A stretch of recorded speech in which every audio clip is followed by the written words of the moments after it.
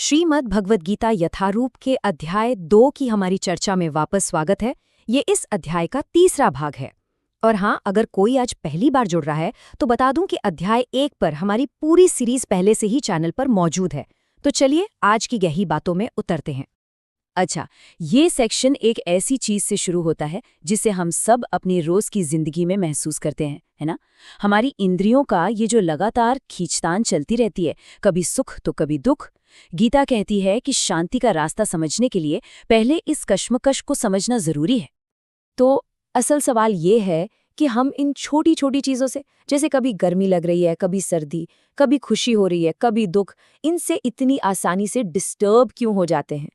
श्लोक 2.14 आप देखिए हमें बिल्कुल इस समस्या की जड़ तक ले जाता है। और मजे की बात यह है कि जवाब भी वहीं छिपा है। गीता हमें एक बहुत ही कमाल का शब्द सिखाती है, आगमापाइनो।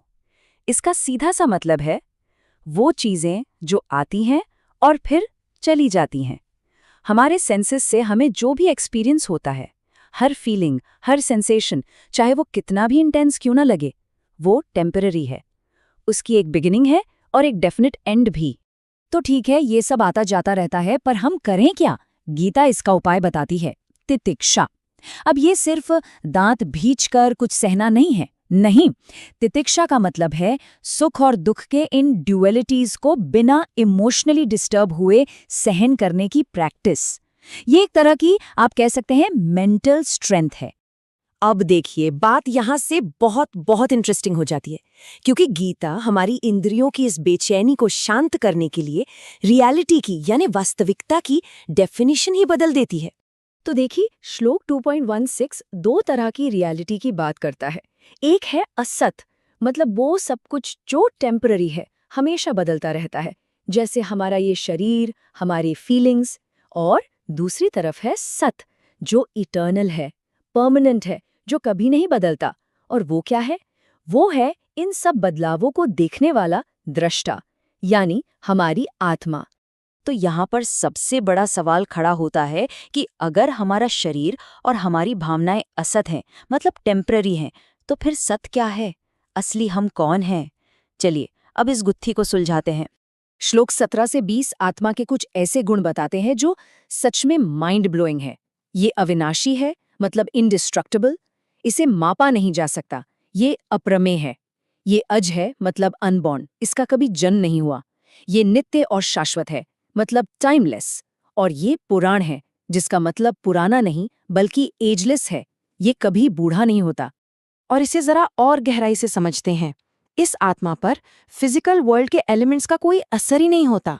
देखिए, कोई भी हथियार इसे काट नहीं सकता, आग इसे जला नहीं सकती, पानी इसे भिगो नहीं सकता और हवा इसे सुखा नहीं सकती। बेसिकली ये फिजिकल लॉस से परे है। अब इतने बड़े और गहरे विचार को समझाने के लिए गीता एक बहुत ही शानदार और सरल से एनालॉजी देती है, जिसे कोई भी समझ सकता है। जरा सोचिए, कितनी खूबसूरत बात है। जैसे हम पुराने फटे हुए कपड़े बदलकर नए पहन लेते हैं, ठीक बिल्कुल वैसे ही आत्मा एक पुराना शरीर छोड़कर नए शरीर में चली जाती है। तो इसका मतलब क्या हुआ? मृत्यु कोई अंत नहीं है, it's just a change of clothes, एक साधारण सा बदलाव। तो इन सब बातों का कंक्लूजन क्या है? निष्कर्ष ये है, जैसा श्लोक 2.25 कहता है, कि आत्मा अप्रकट है, हमारी कल्पना से परे है और अपरिवर्तनशील है। और जब हम इस सच्चाई को जान लेते हैं तो फिर शरीर के लिए शोक करने का कोई कारण ही नहीं बचता, क्योंकि हम जानते हैं कि हमारा असली स्वरूप तो कभी नष्ट होता ही नहीं। तो ये थी आज की हमारी चर्चा।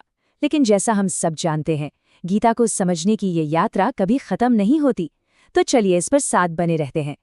इस यात्रा को जारी रखने के लिए हमारे सर्वशास्त्र चैनल को लाइक, सब्सक्राइब और शेयर करके हमारा साथ जरूर दें।